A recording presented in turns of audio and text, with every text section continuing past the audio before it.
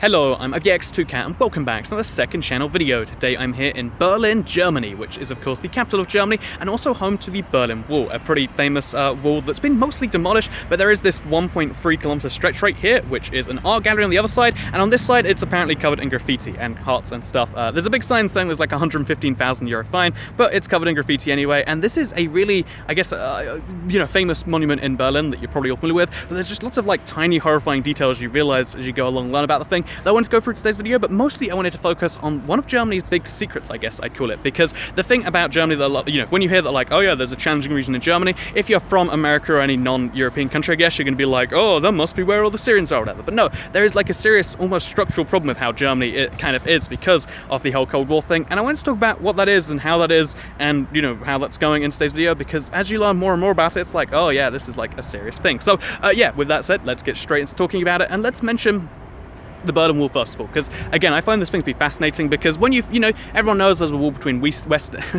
and East Germany, the Iron Curtain, those all this sort of stuff, but the Berlin Wall is crazy because it wasn't a wall designed to keep people out. Think about the build a wall like in Mexico thing, like that's designed to keep people out, right? This is how most walls are. This is one of those few walls in history which was actually made to keep people in. The West Germans didn't want to stop East Germans going through, they were fine with that. It was the East Germans that wanted their own citizens to stop fleeing the country. It is a wall that they spent lots of money on. They put guard posts up here. This entire place right here where I'm standing would have been between the two walls. They put up two walls, bear in mind, and between them there were guard posts with guns, and they were ordered to shoot to kill and stuff if people went through. It's a really crazy, horrifying thing that, like, because these walls are pretty big. I was curious, like, how hard would this thing be to climb? I don't think I could climb that. I gave it a quick go, and you can't climb the Berlin Wall, but if you could somehow get over it, they then covered this area that I'm standing in right now. It's a nice little grassy area now. They covered it in sand. They deliberately picked sand so that if a guard was, being merciful and didn't want to shoot someone, a fellow East German, then he could, the footprints would be found, and he would be punished seriously for not killing someone for crossing. That's how serious things got here, and that's like kind of a reminder of just how much worse off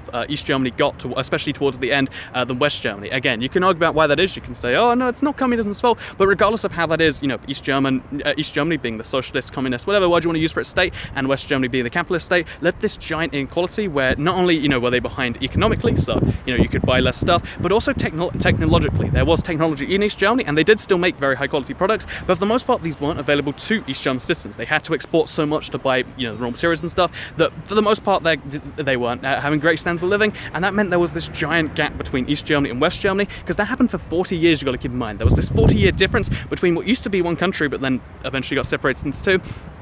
And that leads to this real imbalance, in terms of economics, but also it means that when the two countries merged, because in 1990, again, the collapse of the Berlin Wall, East and West Germany merged. It wasn't actually officially a merger. People get on me for this one. Like, officially, West Germany just absorbed East Germany and then changed its name to Germany. But either way, 5 brand new states were added to the country, and you might think, oh, that's the end of the story. Things got happy and everything's wonderful off that, because you're in Berlin, so and Berlin's wonderful. So Berlin wasn't one of the brand new states added, although it did expand to include the old East Berlin, but there were 5 other federal states, like big land area states added. But the thing is each of these states you might think, yep, they're all fine now because they're a part of Germany, and Germany's doing at least slightly well. I mean, you can argue about that if you're on the internet. Again, there's this weird thing with Germany on the internet, but regardless of that, you can kind of say like, oh yeah, well they're all part of that now. And although you might think that's made even better by the fact that there's this giant solidarity tax placed on all Germans. If you don't know, there is a 5.5% tax on top of everything else you already pay, called the solidarity surcharge. And this has raised something like 120 billion on average every single year since unification. So 27 years of 120 billion. I mean, in my head that's like 3 trillion, right?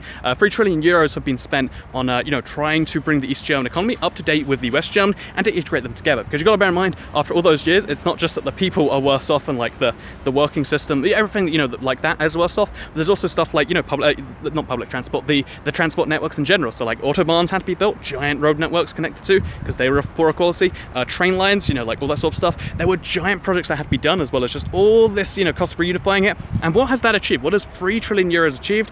There's still a giant inequality between East Germany and West Germany. This is still I guess past that wall, there's still this giant problem area, and even the capital, which was half Western Germany and half Eastern Germany before, still has these giant issues. In fact, Berlin is one of the very few cities in the world capital cities in the world, I should say, where you're worse off living in Berlin on average. You know, the average Berliner is worse off than the average German in general. That's a crazy little statistic, and not only that, but Berlin went from being the third most populous city in the world back in the 1930s, if I'm not mistaken, before all of this stuff happened, to being the 71st or 72nd, depends on how you measure it, but either way, it went from being one of these giant cities to being like, oh yeah, now it's like, it's a big city, I guess, top 100, go Berlin. But you know, my point with all of this is that Berlin has gone significantly downhill, and you know, that's one of the states that's only half. All of the other federal states have suffered massively. If you look at all 15 states in Germany, the bottom 5 are all states from East Germany. Their average GDP is about 40% lower, so you know how much they're producing, 40% less after 3 trillion euros. The unemployment rate is about double in East Germany, again, former East Germany, but you know, parts of East Germany that are now in Germany than it is in West Germany.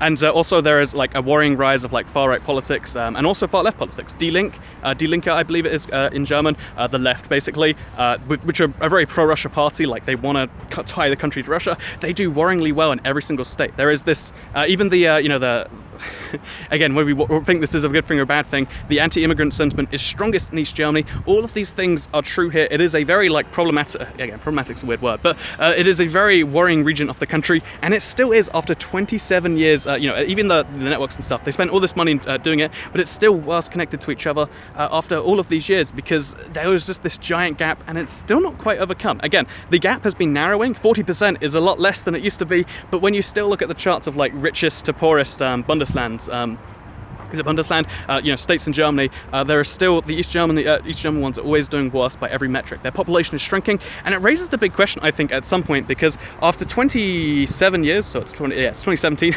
so 27 years of this giant solidarity tax, this giant effort to like make things better, it's still shrinking in population. It's still having this giant like demographic issue, and it's still not getting too much better. Then what do you do? I honestly can never work out the answer to this question, because you've got like two options of like, oh yeah, you either just perpetually fund this giant, 100 billion euros is nothing to cough at. I think that's like more than any one person on Earth is worth. Like this giant amount of money every single year, 5.5% to just pour money into it to hope it gets better, or do you just say no at some point? Which is an equally ridiculous plan when you think about it, because that's saying like, oh yeah, let's just hope that they move somewhere else, and then we'll have this like pretty much non-populated region of the country. What do you do at that stage in the thing? And I don't know. And that's Germany's biggest problem, Germany's biggest secret problem, I guess, because most people don't know about it. Most people think one Germany, but the truth is there is still a very much poorer East Germany that, were its own state today, would not be part of the successful, it wouldn't be, like similarly successful to Germany. And there's a similar problem where West Germany, if it did not have East Germany, would be significantly richer in and of itself.